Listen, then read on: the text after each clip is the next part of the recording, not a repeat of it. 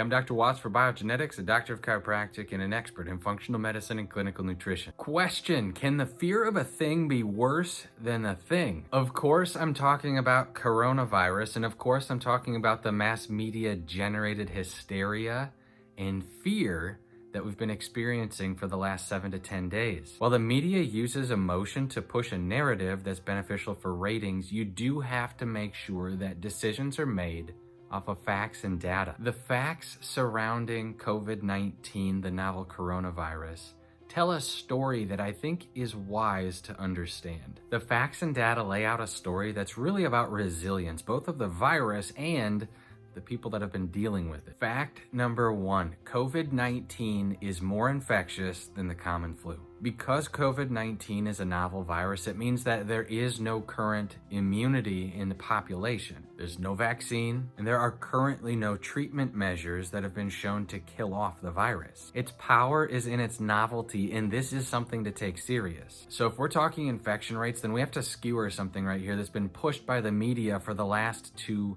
weeks, and that's this idea that 60 to 70% of the United States population is going to become infected. That's what's possible, not probable. That's what's possible if we don't take any measures at all. 60 to 70% infection rates are what's possible if schools aren't canceled, if sporting events continue to draw thousands and thousands of people to one spot, and when international travel continues to allow exposure from country to country. 60 to 70% infection rates are what's going to happen if there's zero consciousness of this contagion. Clearly, that's not where we're headed if you listen to the public health experts. The reason that's not going to happen is because we are doing something. Schools are canceled. International travel has been locked down. Sporting events, no longer. While all of that avoidance feels like a low-tech solution by today's standards, it is important because of the novelty of coronavirus. If we have nothing that can kill the disease, we have to stop the spread. Data point number 2 is that the coronavirus currently has a known death rate 7 to 10 times higher than the common flu.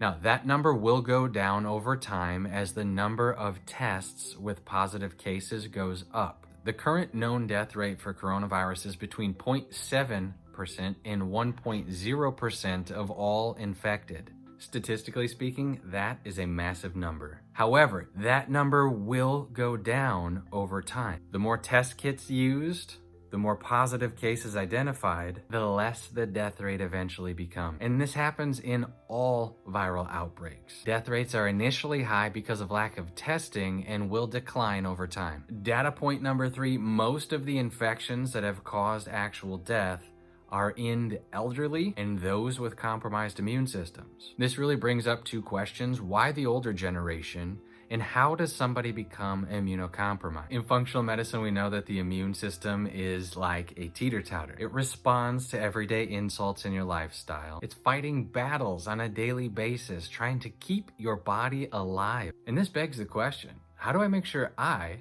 my family, and my patients have the best immune system we possibly can? While the media is out there freaking everybody out and touting the latest developments in antiviral technology, it is important to identify the original antiviral technology, your Th1 immune system. So even if you are not currently using specific nutrition in your office to support healthy immune system, even if you don't have an immune kit, you can easily put one together that will stimulate Th1 activity in those patients that are pre-infection. This is what I'm doing for my family, and I suggest you check out for yours. Number 1, get some sleep. The research has shown that sleep by far and away is the best thing that you can possibly do for your immune system. Turn off the TV at night, go to bed when you're supposed to, wake up with the sunshine, make sure your body is getting rest. Issue number 1. Number 2, obviously check your hygiene. Wash your hands, use the Purell, don't touch your face, be smart, do what you know to do. Number 3, use a monolaurin product.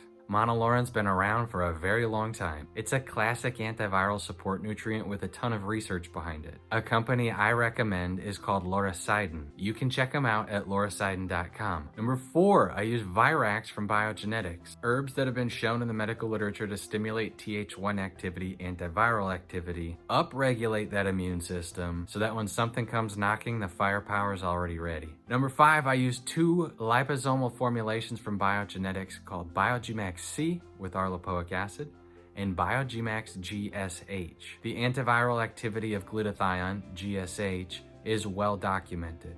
It's the chief antioxidant that your body creates, and a massively potent effect when it's wrapped in a liposome for increased absorption. Same thing with the BioGmax C and RLA, a potent antioxidant combination between the two, and then obviously the vitamin C nature of supporting healthy immune function. Two building blocks that I'm not letting my family go without. And lastly, a product called Super Immune Boost from bodymanual.com. Nutrients shown in the medical literature to drive up Th1 activity, increase your natural resistance to viral stressors, and obviously you want to turn off that thing in your head that's asking you, are you doing everything you can to support your family? So far, we have sleep, hygiene, and nutrition, and I would be remiss if I didn't mention the other aspect of nutrition, your diet. One of the reasons why a little kid's immune system is often more charged up, often stronger in response to viral stressors than an older adult, is because the older adult has spent a lifetime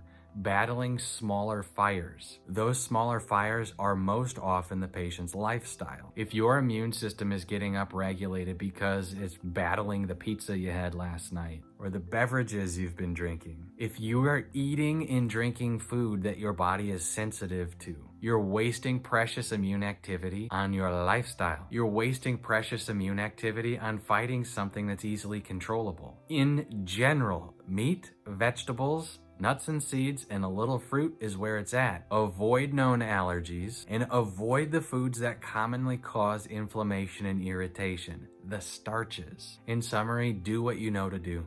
Do your best. Support your innate immune system. Give it the building blocks it needs for vibrant function. Don't stress it out with the rest of your lifestyle. Be the leader for your family. Be the leader for your community. Make smart decisions based on the data. And remember, the human body is an amazing thing. It's survived for thousands and thousands of years based on an intelligence that can heal the edges of a cut together. Work with that intelligence. Give it the nutrients it needs. And lay your head down at night with a little peace and a little confidence. Thank you for watching. I'm Dr. Watts for Biogenetics.